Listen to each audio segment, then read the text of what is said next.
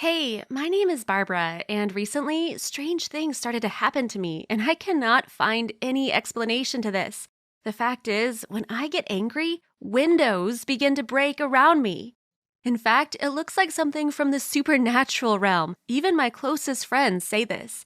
And as for me, I denied everything for as long as possible, considering the things that were happening to just be coincidence.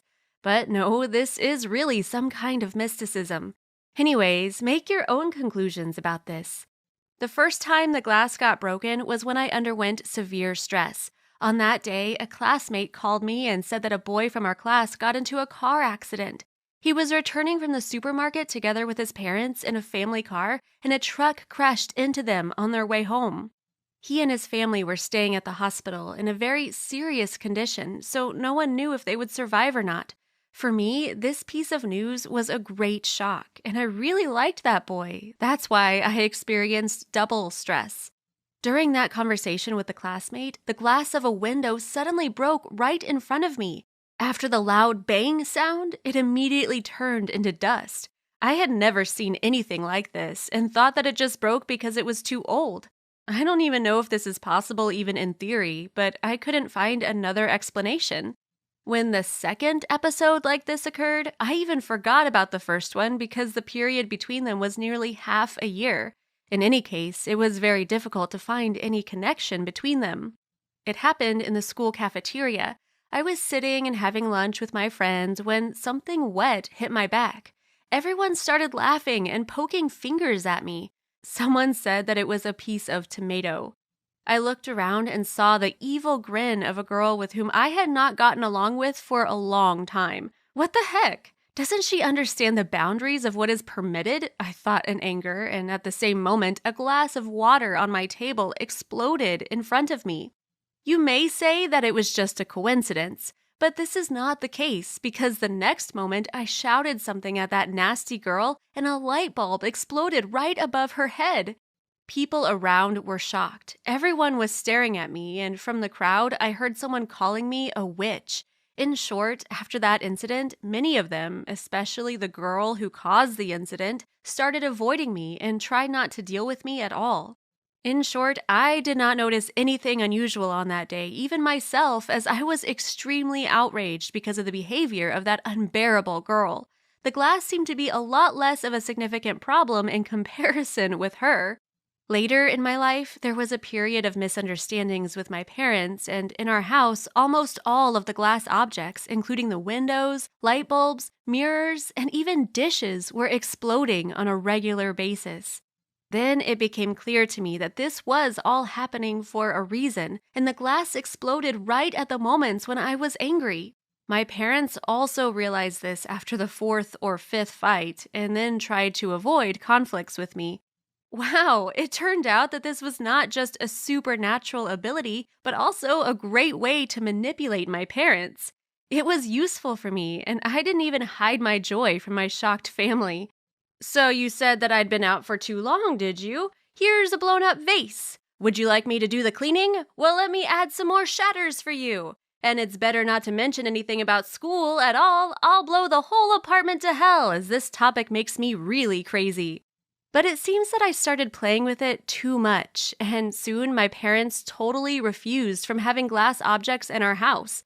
Windows and bulbs became plastic, dishes were made of iron, and mirrors disappeared totally. After that, my anger became so meaningless that I even had mild depression.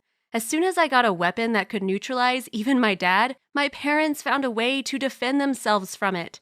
Although I must admit that outside my house, I did not even try to restrain myself at all. I felt really cool and powerful because absolutely everyone was afraid of my anger and did not notice at all how I turned into a bully and a brawler. Not only enemies, but also friends with whom I used to be close to started avoiding me. My next birthday party was going to be held in a cafe with karaoke.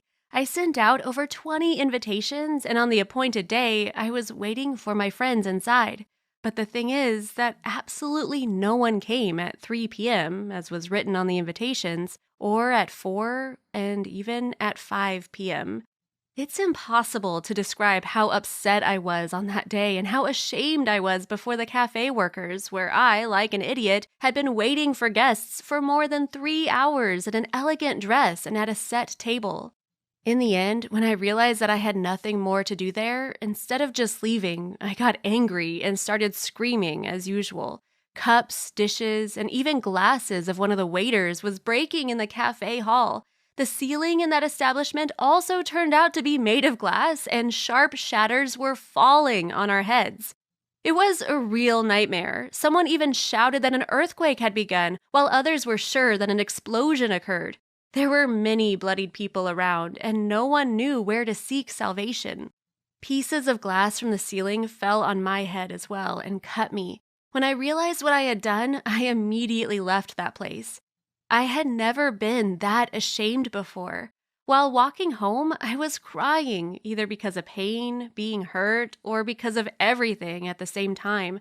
Damn birthday, damn cafe, and my damn character.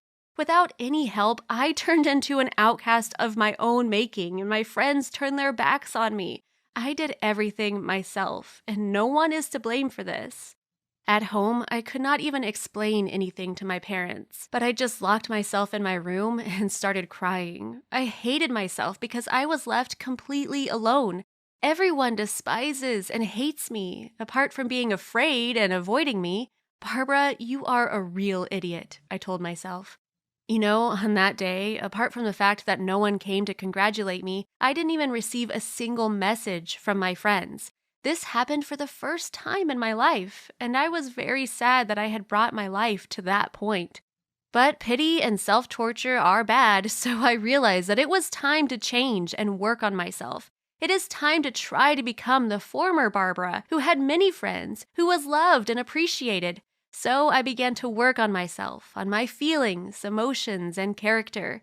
I must admit that it was not easy, and the transformation from a bitch to a cutie was much more difficult than vice versa.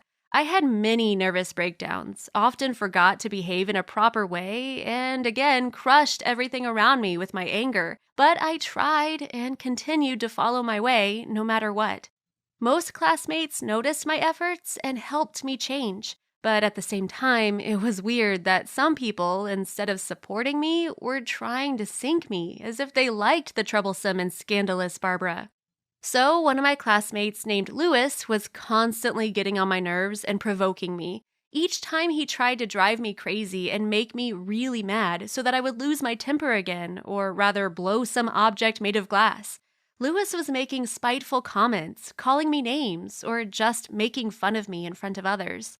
Once, during a chemistry lesson, while we were carrying out some experiments, he actually managed to touch my raw nerve, and I exploded. I did it with such force that the flasks with chemicals started breaking, and some chemical reactions began to take place. As a result, a fire started. All the people were evacuated from school, and firefighters arrived. I was sure that after that, I would be expelled from school, and for me, that was the end. I became withdrawn and could not say a word even when my parents arrived. My numerous efforts were in vain. Now there would be no school, no friends, and no classmates. Who needs a troublemaker who ruins everything around, and apart from that, nearly killed the whole class together with the teacher? I expected to be expelled from school, and that's why I totally stopped attending classes. In addition, I was ashamed before my classmates because, again, I showed my weakness and all of my efforts were undermined. And I was really surprised when I began to receive text messages from classmates asking me if I was okay and wondering why I missed class. Such questions were weird for me. I thought that everything was obvious.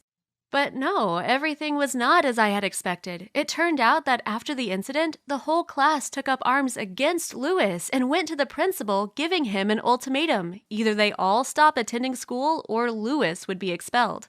The principal did not have to think for a long time because the reputation of his school was at stake. He had no choice but to fulfill the demand of the majority. Moreover, when he found out the reason for the hostility towards Lewis, he said that such a student must not study in our school. I was in seventh heaven of delight. Everybody loved me, believed in me, supported me, and this trust was invaluable.